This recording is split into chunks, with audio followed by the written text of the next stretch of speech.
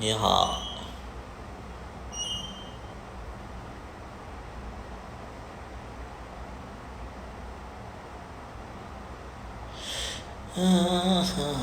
给大家看一下装修，行啊，给大家看一下装修，来。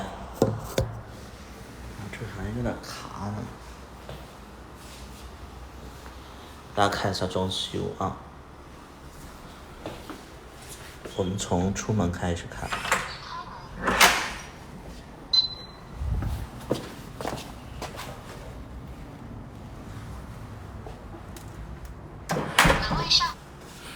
这是一扇门，然后我们一入门的时候呢，有一排大鞋柜，这个大鞋柜呢，我没有做的特别夸张，我先把这个关上，不美观。这大鞋柜呢，我没有做的特别夸张，我就是没有做一整面，我没有做一整面，然后做了一个小造型。这小造型是什么意思呢？就是中间呢，你可以放个什么扫地机器人啊，然后怎么样的，然后这底下呢是可以放鞋子的，这是可以放鞋子的。然后呢，这个空间啊，它其实是一个开关的一个地方，这是有空调，然后有几个开关，然后我在这边放了一盏灯，这花干了吧？这就是干花，孩子，然后呢，我们这个玄关它为什么会有一个就是会有一个这个台子呢？它其实就是一个类似于一个小玄关的感觉，对，他要的就是这种感觉，要的这种感觉，好吧，来，这就是鞋柜，做了很多的鞋柜啊，上面做储物柜，下面做鞋柜，这个板子。你是大人，你干点大人的事儿，你别屁话那么多啊。然后就是那个这个板子其实是可以活动的，你可以挪开。你要大一点的鞋子，然后你就可以高一点的鞋子，你可以给它挪开。来，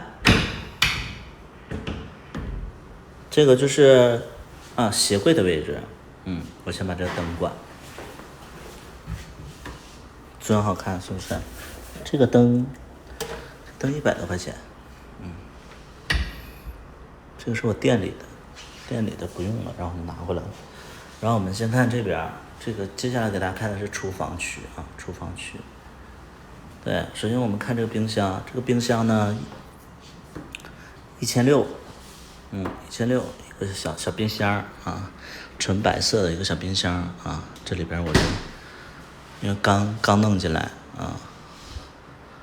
然后呢，它这个比较简洁，然后就是因为我们刚开始预留的这个位置其实就是这个冰箱啊，这冰箱。然后接下来呢，我们要给大家看的是，这个房子是出租的，是的，这个房子我要打算出租，好，接下来给大家看的是这个，燃气，就是那个吸尘器和不是吸烟灶和燃气，吸烟。抽油烟机和那个天然就是电灶啊！哎呀，今天这怎么回事？来给它打开，它是这样的一个东西啊。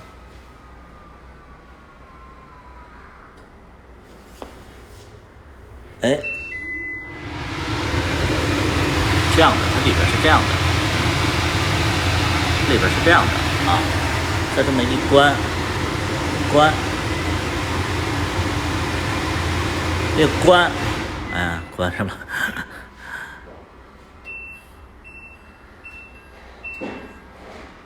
来，这就关上了。然后这个是电灶，这是个电灶。电灶，因为我这个整体是偏白色的，所以我就选了一个颜值比较高的这个电灶。没插电吗？没插电，我们把电插上。电灶啥牌子？我觉得德新啊，德新，他俩是一套的啊，他也是德新，这俩都是德行啊，德新。然后呢，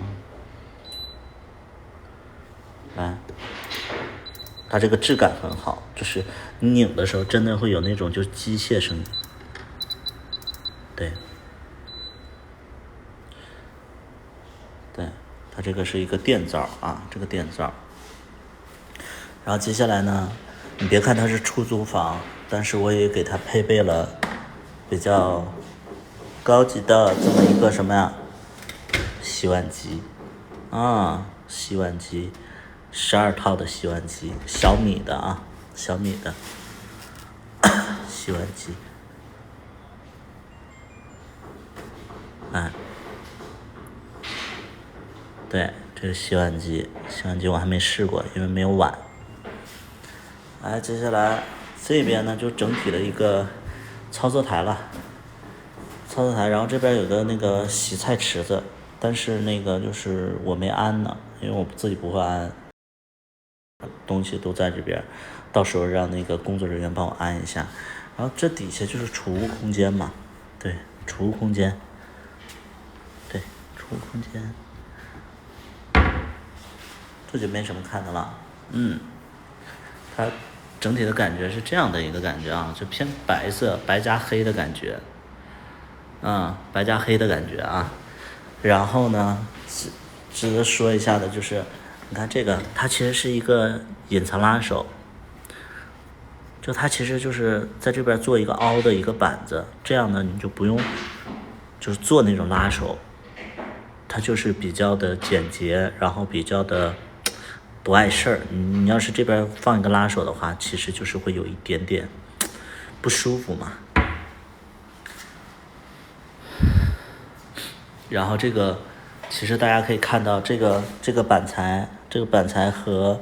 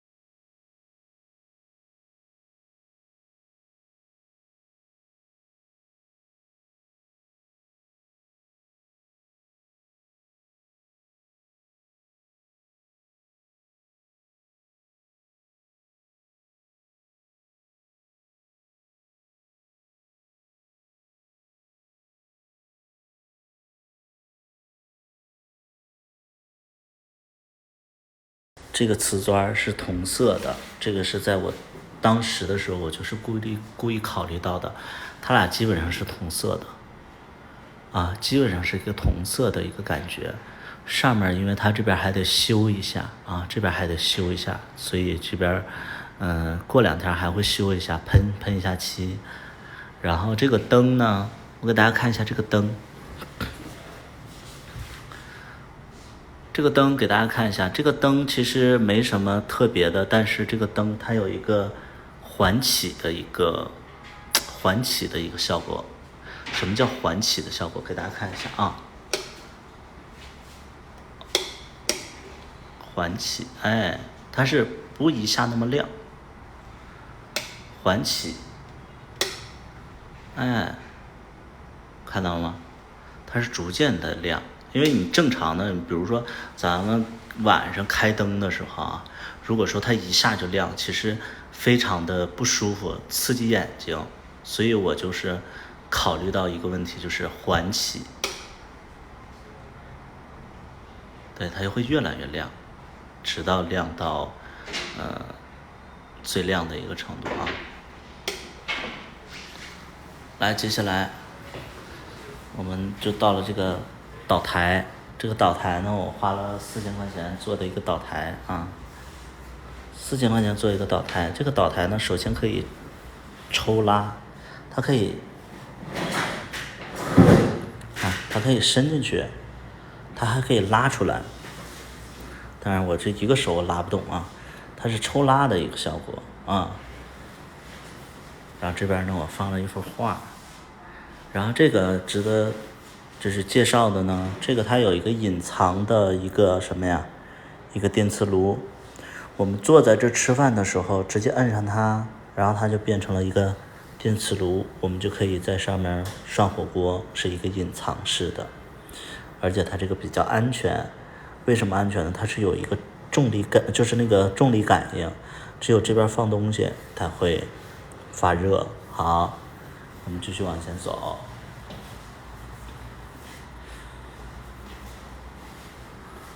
这个位置，这是偏客厅，然后在岛台对面，我做了一个隐形门。这个隐形门我是个人是非常喜欢的。啊，它整体看上去你就会说什么？你家没有卧室吗？有卧室，就在这个隐形门里边。它是做到了完完全全的隐形，因为它没有门把手，对，完完全全的隐形啊。然后这个瓷砖呢，这个瓷砖是什么颜色我不太知道，因为它这个就是在那个红杉树的这种这个库房里边找到的，什么颜色我还真不知道，学名是什么。然后呢，就是这个瓷砖我是1.2米乘60的，60厘米啊，60厘米乘1.2米啊，它是一个瓷砖的一个通铺，做的是锯料的一个美缝。然后这个美缝是特调的，所以我们不仔细看的话，它其实会有一个就是有一种就是微水泥的质感，但是你要仔细看的话，还是会有能看到这个缝，但是这个要比环氧彩砂要便宜一些。锯料和环氧彩砂的一个区别啊，锯料的话可能容易脱落，环氧彩砂容易发黄啊，这两个你自己去选啊。它瓷砖是这样的，偏白偏暖，它其实偏暖的。你们怎么理解这个瓷砖呢？因为我这边它也是它其实这个就是地面的那个瓷砖，但是它为什么不一样呢？因为跟光有关系。你看光要照到这边，它就是偏白，这边没有光的它就偏暖，所以说墙面地面它其实是同颜色的砖啊，这你就懂了。你看我这边光更少，它就是更灰一些，所以它这个其实你的整体的一个风格呀，跟你屋内这个光的温度其实也有关系啊。到时候我们可能如果说我给大家举一个最简单的例子，如果说你家的瓷砖可能会比较的发灰，你觉得有点暗，那你在上面你就打光，但不能打光打成暖光，你越打暖光它越黑，你要打白光它就会发亮一些，能懂不？哎，这个普及能懂吗？这边呢我是要做一个沙发的，但是现在沙发还没到，然后这个位置就是沙发的一个位置啊，这个位置是个沙发位置，然后这个是我店里有一个空闲的这么一个台灯，落地灯，然后拿过来了。然后这个岛台这边都是可以拉抽屉的啊，这个都可以储物的啊，储物。但我现在还没规整出来啊。这个也是我店里的，去过我店里都知道，这个柜子是我店里的。然后我寻思出租嘛，店里又用不上，然后我就把它拿过来了。这个电视也是我家里的一个电视，空闲也是在这边拿过来。那个腿儿我还没安装，但是这个是50寸的一个小电视，50寸的一个小电视。然后这个都是这个椅子都是岛台的椅子，它是整体配黑色的这么一个椅子，也是从我店里拿的啊，因为我店里有好多东西。这个本来是一个化妆的一个台，但是呢，因为我的那个就是衣帽间里边不方便放它，所以我这个到时候再看着办，我不知道该放哪儿。来，我们整体的客厅就过了啊，我给大家看一下啊，整体的客厅是这种风格，它是有一点点黑白红，它主要就3种颜色，黑白红，然后踢脚线呢，我也做的是黑色的，也是跟这个颜色有一个呼应，包括这个门槛石都是黑色的。值得注意的是，你如果说想做那种就是极简的风格的话，其实你这个暗门，这个隐形门底下也要做这个踢脚线，这样它就是看不出来它是一道门，因为它整体都在一个平面里边，所以它就做到了一个隐形。接下来我们来阳台啊，阳台它是整体的一个拉玻璃，这个是开发商在做房子的时候它已经自带的。这边也做到了一个瓷砖通铺啊，然后这边我留了电源，这个电源是防风的，不是防雨的啊，防雨的。瓷砖也是跟那个屋里是一样的。然后我这边买了一个小米的一个洗衣机啊，这个洗衣机1000多块钱啊，1000多块钱，10公斤的一个洗衣机啊，也是一个纯白色啊。然后这边会做一个燃气的一个位置，因为我们这边虽然说是公寓，但是我们通燃气，所以这边会放一个天然气的一个热水器。然后这边呢就是阳台的整个的一个景色，阳台整个一个景色，因为我们位于深圳市罗湖区，所以呢就是它比较老，但是呢我这边呢是属于罗湖区比较靠近香港的位置，然后是口岸，所以人算是比较多啊，生活便利啊。对，我们这边就是地理位置还算不错，来，我们进来了啊，整体的就是这样的，真的这样，来，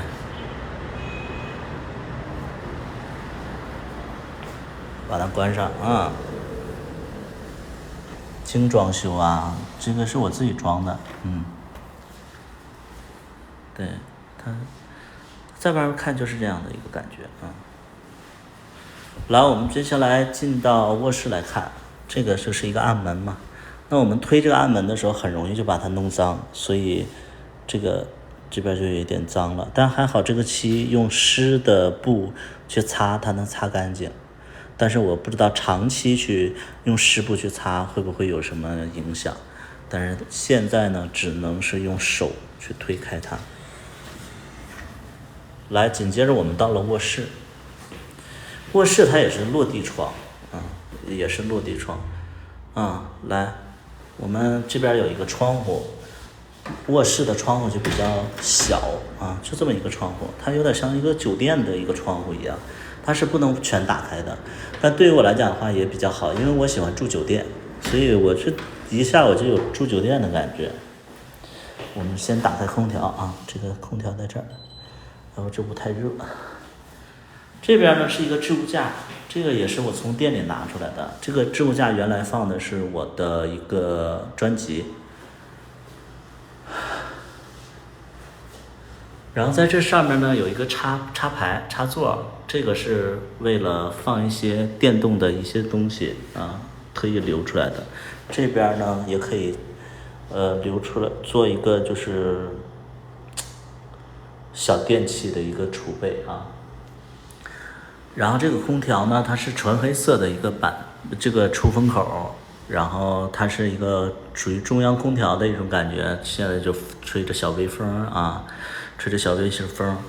然后这屋呢可以放1.8米的大床，但是1.5米是最好的啊。但是我现在还没有，就是因为床还没有到，所以我还没有就是把它弄得特别像样啊。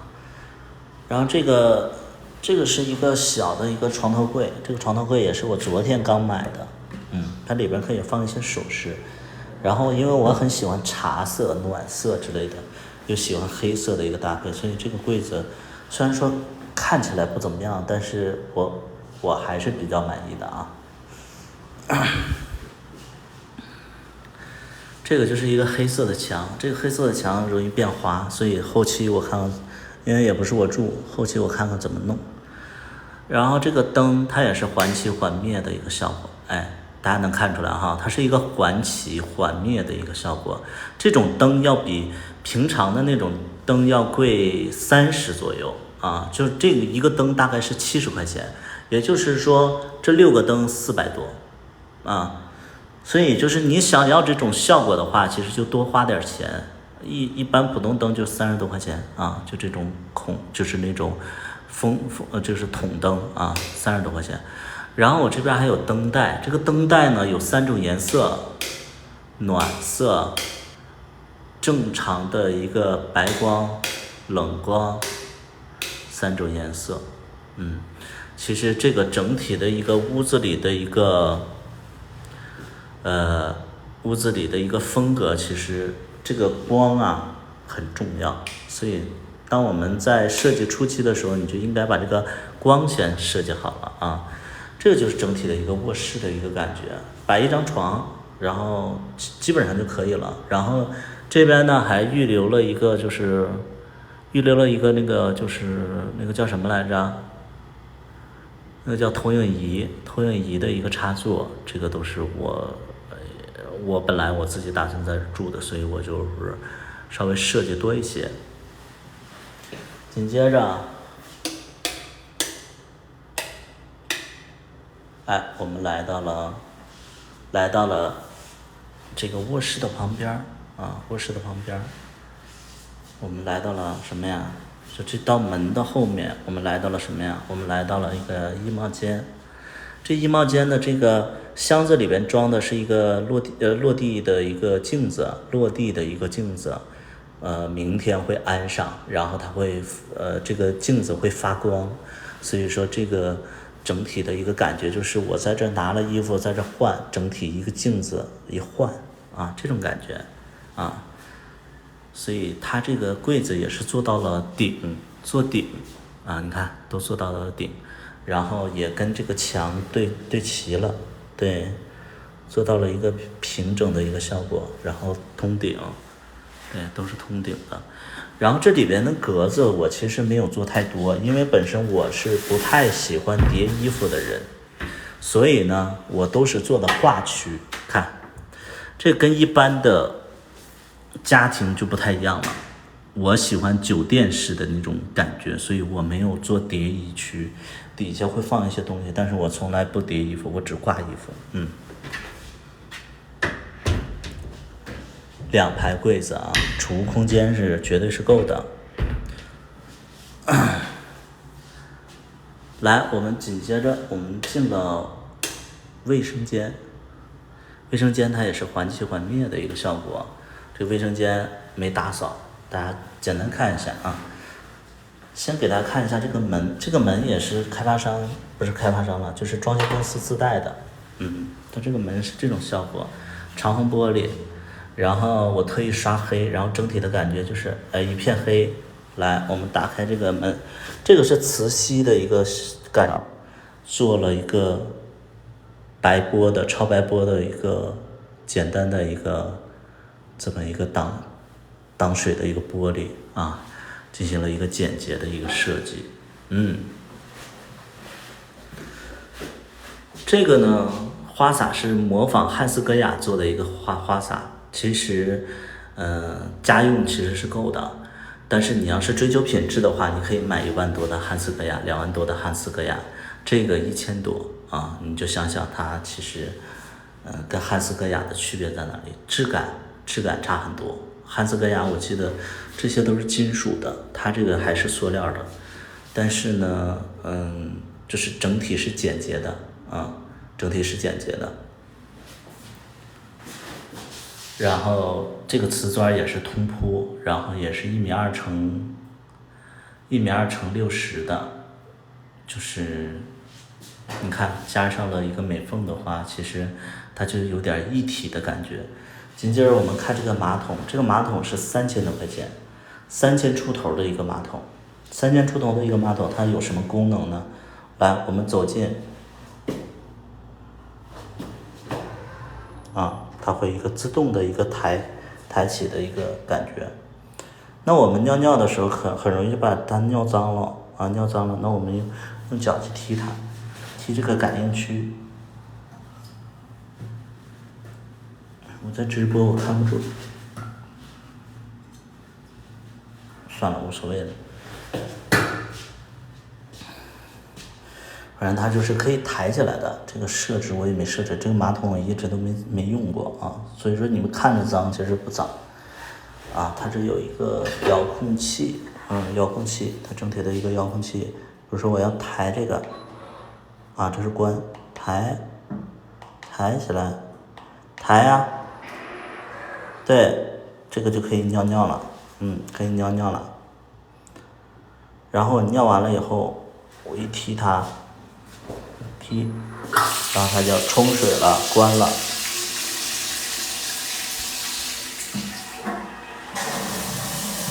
然后我们再打开一下，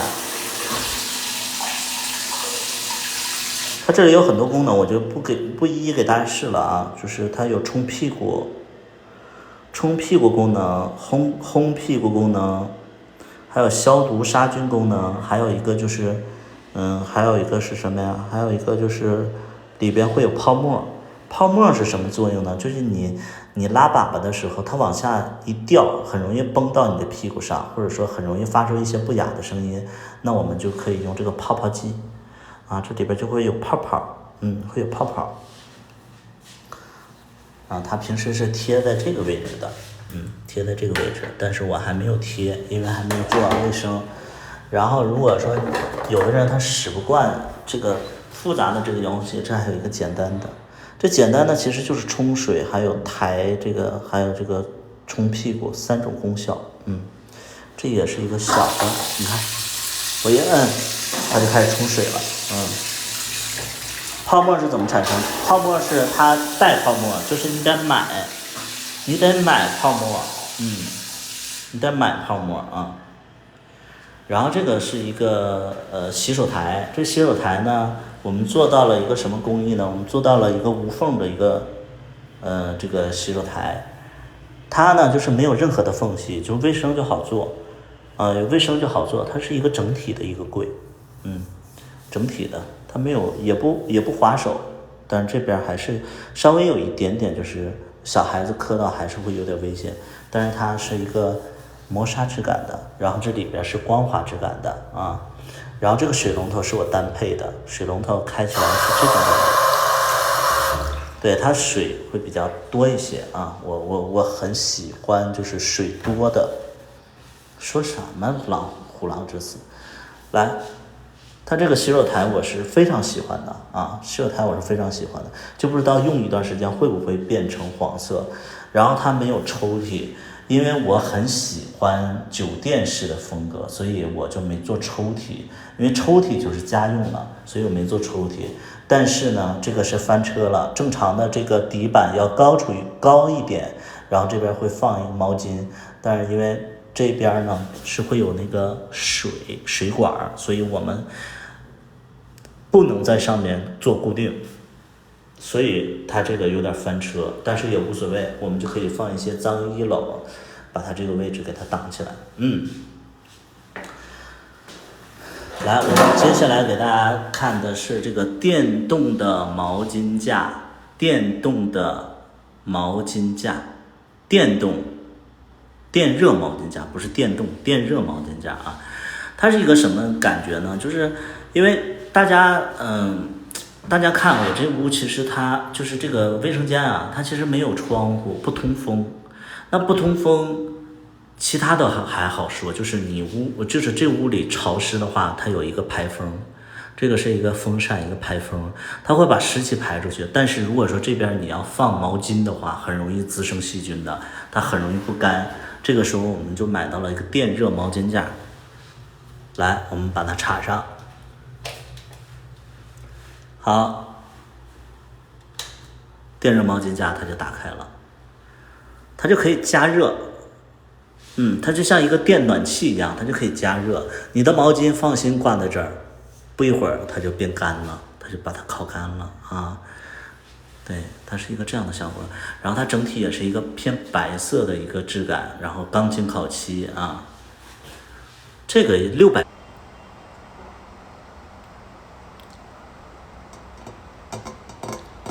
靠自己实力，一个月有30岁了吧？算肯定有了。肯定有了。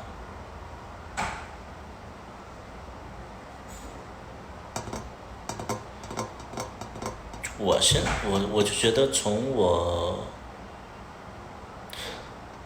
做直播一直到现在，其实有7年了。我做直播一直到现在，从我25岁到现在已经8年了啊。这8年的时间，其实我过得还蛮开心的。就是这8年的时间，因为直播给我打开了一条路。那其实这8年我一直在做自己想做的事情，基本上没有委屈到自己，然后想做什么就做什么。我其实这8年我就是真的过得挺开心的，因为我在25岁之前，其实我不开心，我做了很多我自己不想，甚至会被别人扭曲的一个世界观。那个时候我明知道它是不对的一个世界观，包括它不是我喜欢的一个生活方式，但是我必须得去那么活。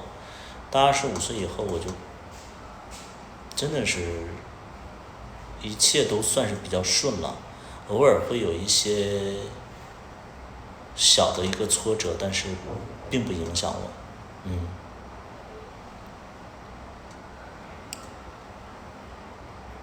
就是我觉得这个很重要，我现在就活得很开心。还好没有签约公司，没有啊。对，有很多人，我觉得很多人签公司已经后悔了吧，咱不说是谁了啊，就是我觉得很多人都后悔。就这8年很自由，很开心，想做什么做什么。想做什么做什么，现在就是这种感觉。要精力有精力，要钱有一点钱，然后对，要物质也有一点点物质。对，我其实还是很开心，很满足。我现在很满足，就是希望再经历多一点吧，再经历多一点。精神上也算是，就我现在就活得很开心嘛，精神上也很开心。我可以这样跟大家说，就是我处的每一任，我其实都不后悔嘛。就是我谈了很多段恋爱，都比较短，但是其实我都挺爱对方的。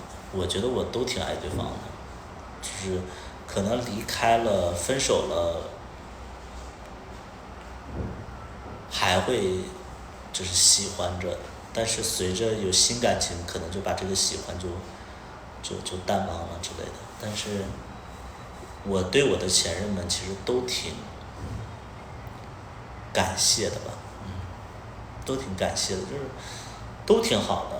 在我眼里，就是他们跟我在一起的时候都挺好的，没有说有一个人能伤到我，他们起码就是没有伤到我，然后也没有坑骗我，没有，我还如果说是我被伤到了，我可能还会恨他们，但是现在不会，他们也没有伤到我，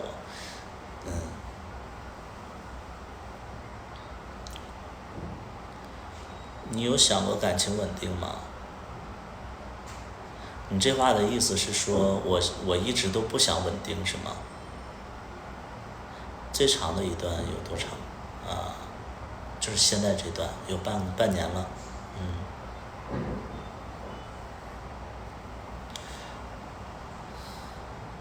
这样的状态会持续到多大年？什么样的状态？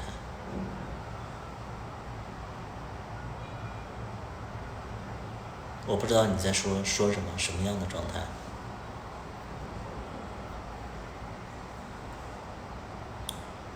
想要有孩子吗？中间小插曲让人不能总是换，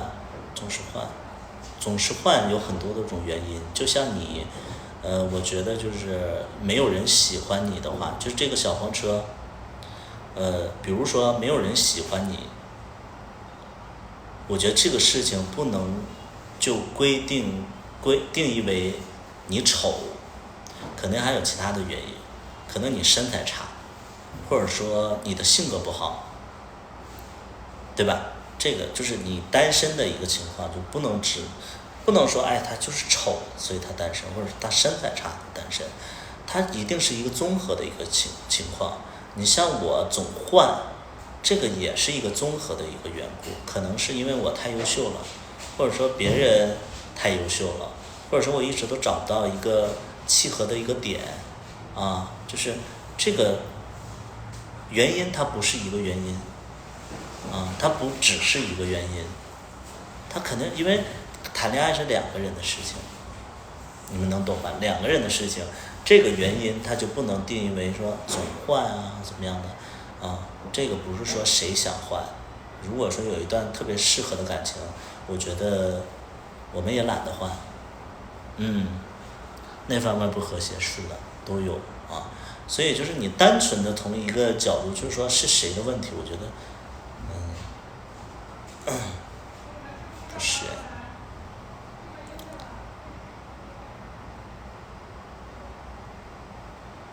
今天是七夕节，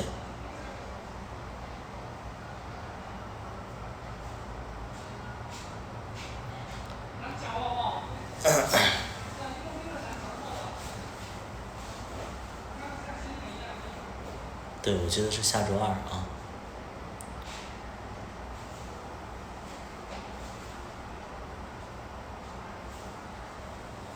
真的希望你健康快乐。我觉得就是说，这个小黄车你少说话你少说话，其实别人就能简单快乐。因为有的人可能你说话不注意会影响到别人就有的人情商很低，我觉得有一些黑粉他绝对不认为自己是黑粉就是有的人你少说话不说话，其实是对别人的一个宽容就是别没事就评论别人，我觉得这个是好的就你要能自省的话，或者说你能就是察觉自己说错话了，这也可以。但有的人就是对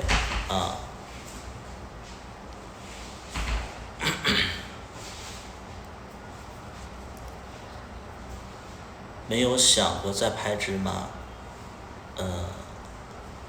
有想过，有想过。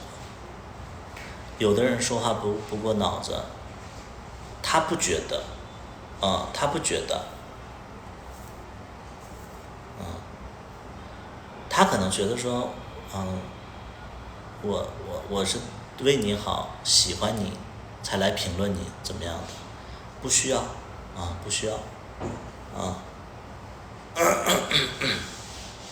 就是自己管好自己的事儿，你像我从来我也不愿意去说干预粉丝给不给我刷礼物这件事情，我觉得 OK， 你愿意刷刷，你不愿意刷，我也不差你这点钱，对不对？我不能说来宝宝们点点赞，来点一下关注，来点点赞，来哪个宝贝还没点赞呢？家人们你不点赞不行啊，对吧？新的还会拍剧吗？不一定，别问我，不一定，因为我承诺过很多次说要拍，都没拍成，因为现在很忙碌也很忙碌。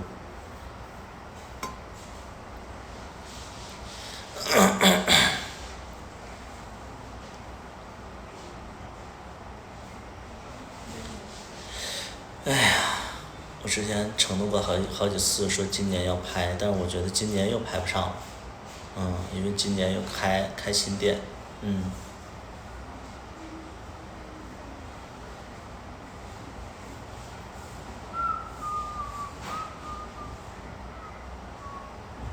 喜欢我的剧，有条件吧会再拍，现在就是时间压缩不出来，而且拍戏其实我一直都挺累的，就是我做生意我不觉得累，我拍戏我是真的觉得累，因为拍戏真的不是一个人的事儿，做生意一个人基本上可以了，拍戏真的好累，因为你要跟10多个人、20多个人，去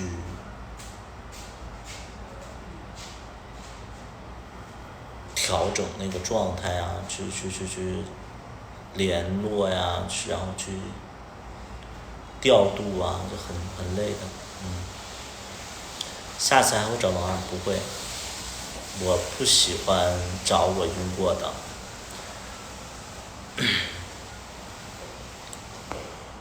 拍戏有收益吗？像这种问题啊，我给大家普及一下，就这种问题不关你的事，就是有很多人啊，就是你说话其实你一直都不过脑子，就是这些事儿不关你的事情。拍戏有收益吗？关你什么事？就是你说话你没有分寸感，没有边界感，这让人很讨厌，就我不是说我讨厌你，是你在社会上有人讨厌你，你们能懂不？就什么别人收入多少，什么人家怎么样，不关你的事，这真的跟你没关系，而且非常的冒犯，非常的冒犯，能懂不？首先我跟你不认识，你是谁呀？第二点，这种事情，那我方便问一下你银行存款多少啊？来，你告诉我，你银行存款多少啊？你心里舒服吗？就讨厌这样的，是不是？就有的人他就说话一点都不过脑子，他觉得什么都可以问，对不对？你怎么还不结婚啊？你没对象是怎么回事啊？没有人喜欢你啊？你天天看直播是不是没有人约你出去啊？那这种话你觉得好听吗？关你什么事呢？对不对？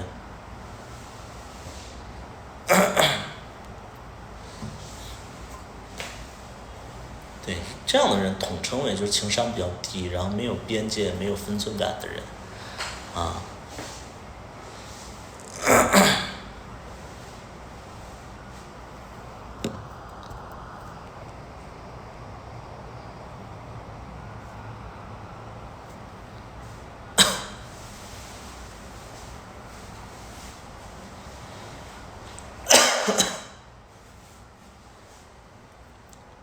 问问日常的，对，问问日常的就可以了，龙二呢，我不知道啊，不知道，就是龙二跟我私底下就是现在没有太多的联络，我们是合作 partner，不是说日常的，就是你们就想象一下，就是F4里边的那4个人，其实他们包括飞轮海啊，就是就他们其实私底下除了工作会互动，就其他的不会互动的，嗯。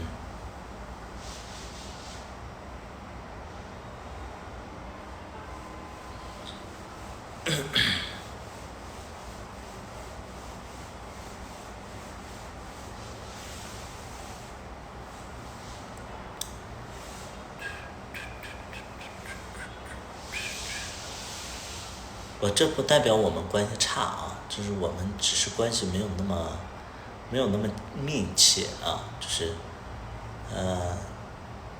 不像大家想象的那种，我们演情侣就不是说就是随时随地会暧昧啊，就不会，我们只是就是戏里的情侣，生活大家都有自己的生活，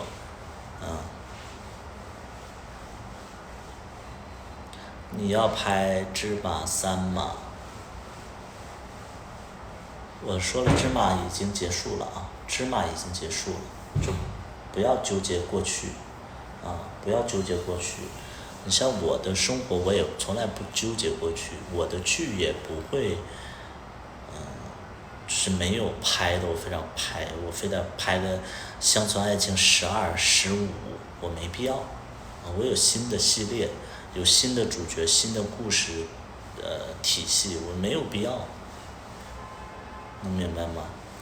你们真的是，其实做我来讲的话，我其实就觉得《乡村爱情》就前2部好看，后边都不好看了，后边那都啥呀？那都，我就喜欢第一部，第一部我是最喜欢的，第2部其实我都不喜欢了，所以我就不会拍这些乱七八糟的什么哎呀，对吧？新的体系是有在拍什么吗？什么意思？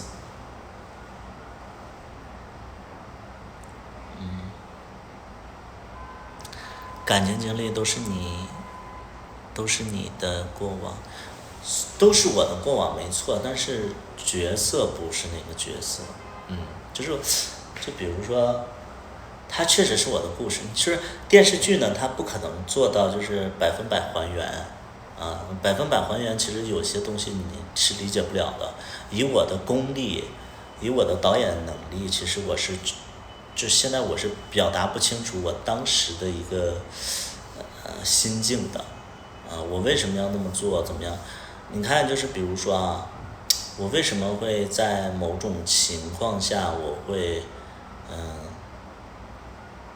哭，因为你被骗了，所以你会哭，这是一个合理的一个理解。但是我现实当中我被骗了，其实我没哭。我虽然我很喜欢他，但是我没哭，而且就虽然放不下，但是我依然就是分开了，对不对？就是理解不了，就是我现在我理解不了我这种人，就是我这种人他其实时而理性，时而感性，所以他常理是理解不了的。你比如说，一般的就那种宫斗剧啊，他都到最后大女主她都是非常冷血冷漠的，然后有的人就会骂，就比如说有的人就说甄嬛不要脸之类的，那个心理是你不经历那些事情你就不懂的。甄嬛经历那么多事情，她其实心早就冷了，但是她为什么导演又表现出她善良的一面呢？因为所有的坏人他不都是坏人，他都有善良的一面，所以说这个东西观众是不懂的，观众他是没有办法懂的，因为你不是剧中的人，你不懂，所以就是他就会修改，会修改很多，就比如说或者说他会铺垫很多，但我的能力是做不到的，我不能让大家都理解，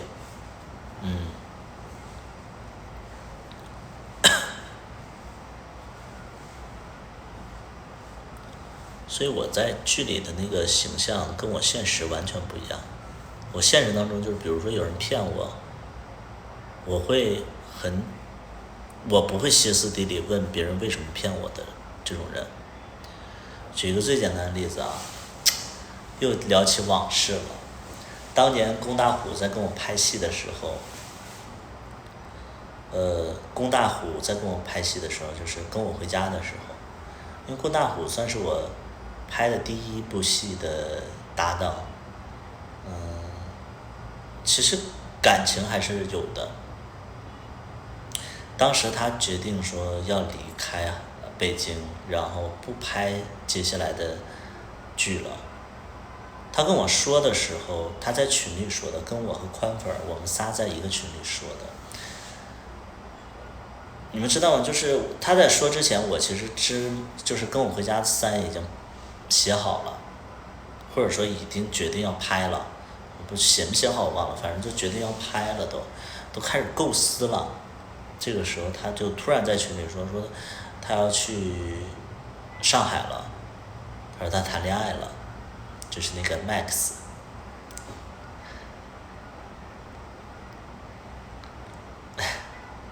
我知道以后我真的就是心里咯噔一下，就心里特别不好受，就咯噔一下，因为他那个时候就已经跟 Max 就是确定关系了，然后要去上海去找他。哎呦，我这个心里那个是什么感觉呢？就是一下心就提起来了，就提起来了，然后又悬在半空，然后又期待他不去了，但是心里又告诉自己，完了他要去了，就这种感觉。但是呢，我没有表现出来我的难受，我也没有表现我的恐慌，甚至就怎么样。但当时就是在群里说，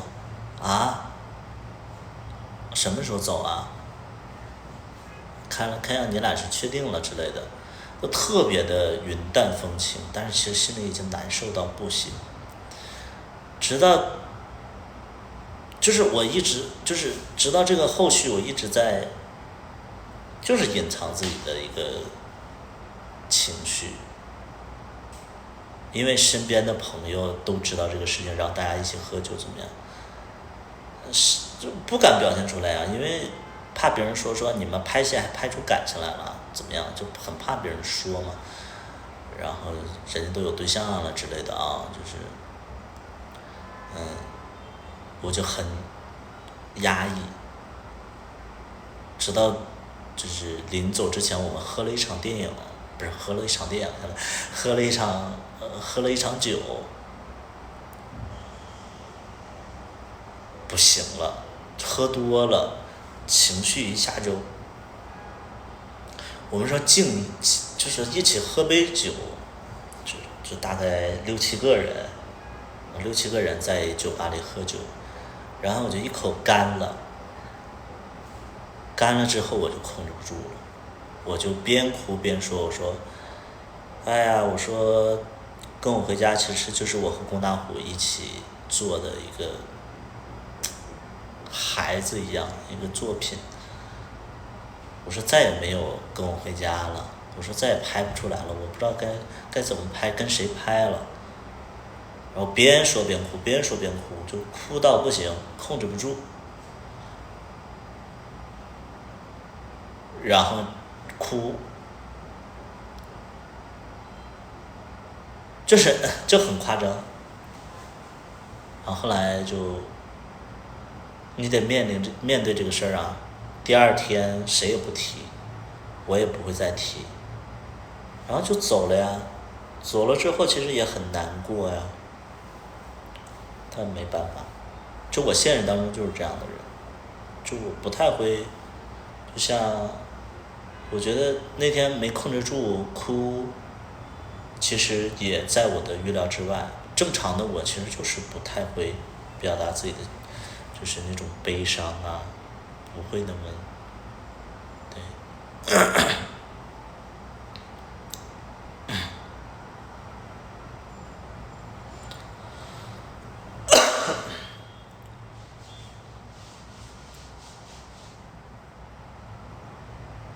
对，金牛座，就是我其实就是蛮理性的，蛮理性的，偶尔会感性，嗯。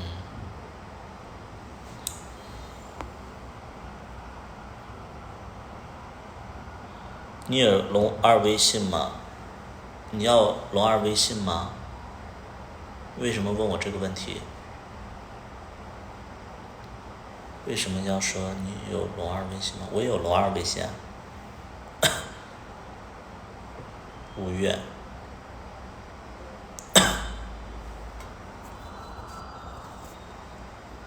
我是5月的，5月9号。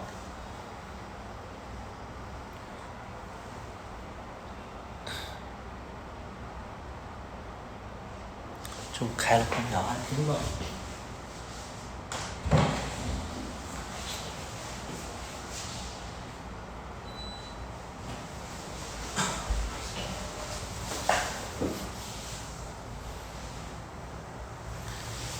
对，是咽炎，我有那个哮喘。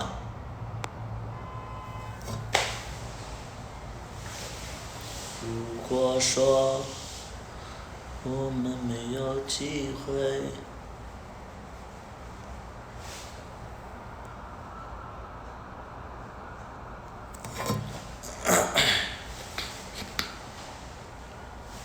相爱的两个人无法走到一起。看了我的巨鲸的圈子啊，5月6号金牛，情感表达有问题。反正我经常会隐藏自己的情绪，然后怕别人觉得说，不是怕别人觉得，是现实当中真的。我说实在的，就是现实当中啊，就是你表达自己真实的情感，人家不会珍惜的。你们能懂不？你们能懂不？就是没有人会珍惜你。对，就是你，别人会觉得你很幼稚。对，就是人家会觉得说，哎，很有，好，谢谢。就是反正我是这么经历过来，所以我觉得再也不要了。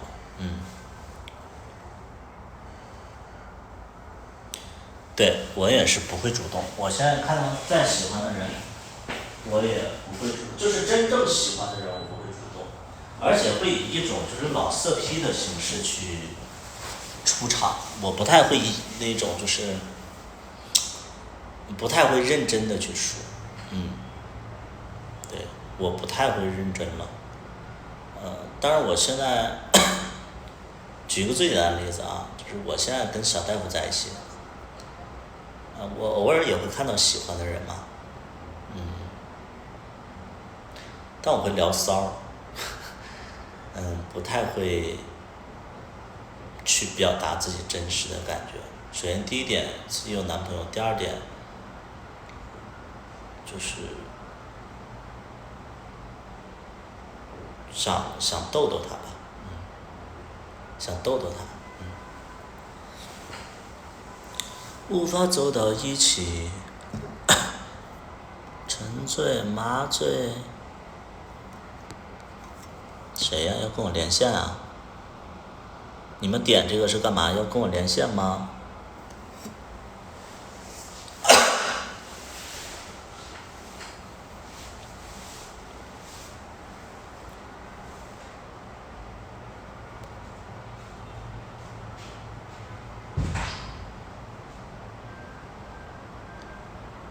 如果说我们没有机会。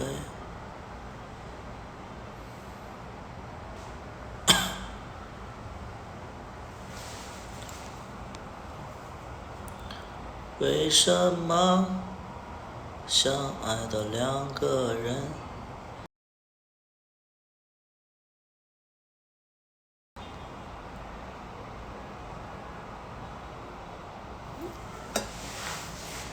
缺乏安全感？缺乏安全感不正常吗？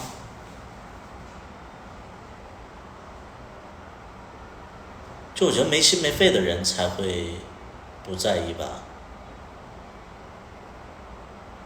而我现在对任何人都没有安全感，我就觉得说自己要强大，然后自己可以给予别人，但是我不期待别人给予我了，我不太期待，就是因为不敢期待。而且就是我现在会有两个选择，就是给自己两个选择机会，从来不会把一件事情想的特别绝对简单之类的，不会。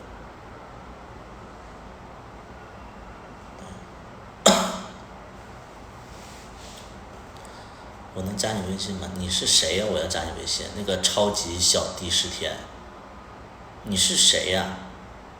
我认识你吗？你是谁？不是说我高傲啊，但是你是谁呀？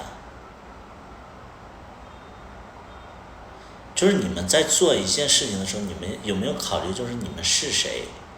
就是，人没有高低贵贱之分，但是你起码你得让我知道你是谁呀。我不熟悉你，就是我为什么要加你微信？你给我个理由啊！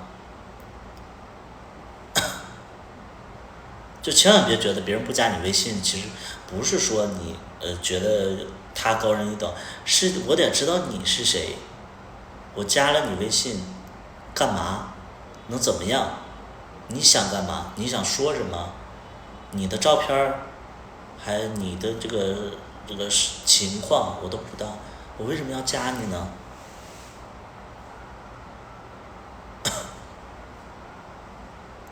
做很多事情你得有理由啊。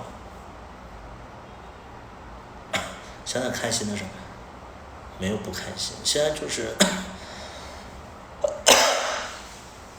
没有不开心。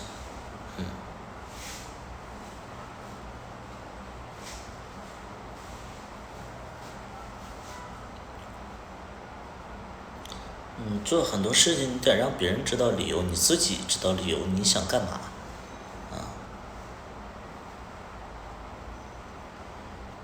有对象有了，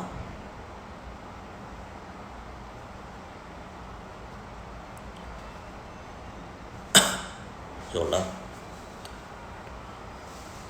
我不一直都有对象吗？对象也没断过呀。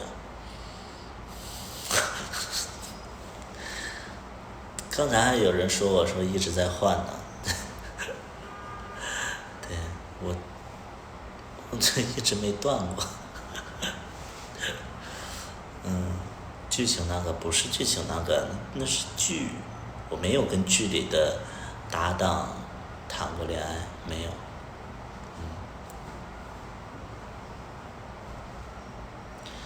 你们不觉得很恐怖吗？就是两个会演戏的人，然后要在一起，啊，就两个演戏的人要在一起，很恐怖啊。那他跟我说喜欢我的时候，他是在演戏还是真的呀？他哭的时候，他是真掉眼泪，还是情绪到了？这个很恐怖啊。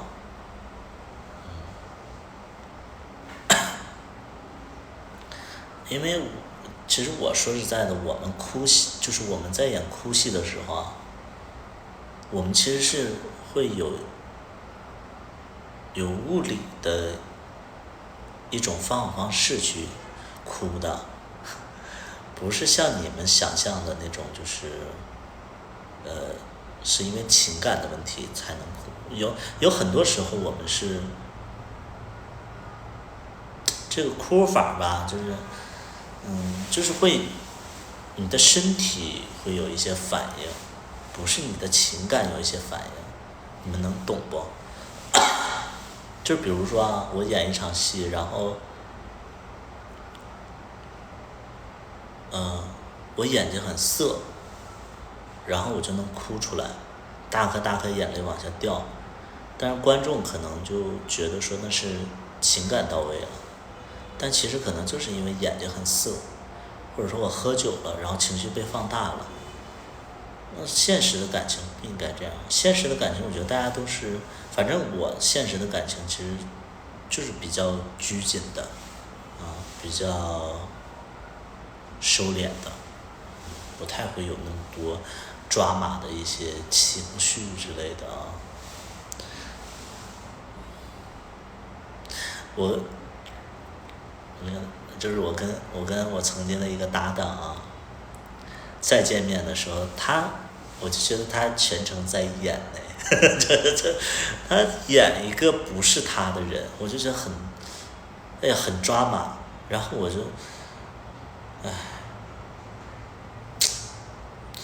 很抓马，就是我就真的受不了，就是本身大家都是在演戏，就是在，因为演戏，对吧？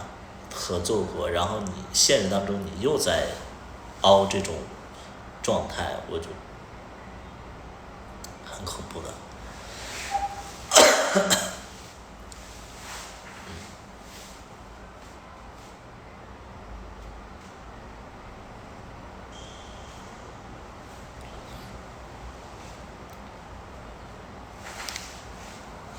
无法走到一起，也没见过你对象，见我对象干嘛？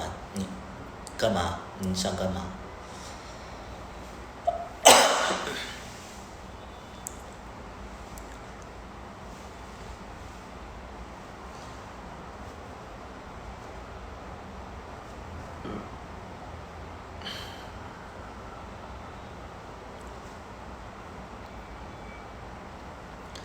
为什么相爱的两个人无法走到一起？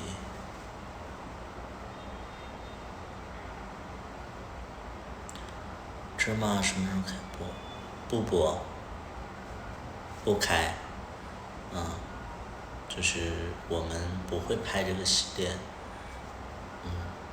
就是可能会拍新的系列，别问我什么时候，就是我保证不了，我没有太多的时间，因为平时挺忙的。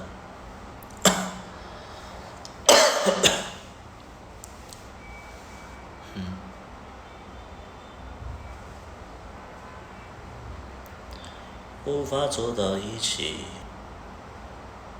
沉醉麻醉。对，我确定不了，我之前总会给大家一些期待，然后就说什么时候播呀，什么时候拍呀，后来没拍，不好。而且这个东西是你们问也没用，等出了就出了，这样才是最真实的。出了，我觉得你们肯定知道消息。那你们要问的话，挺愧疚的，一直都没拍，没有时间，没有精力啊。哎呀，一直想拍。其实今年我也打算去完成一个这样的东西。太多事儿，我今天跟大家直播，我都是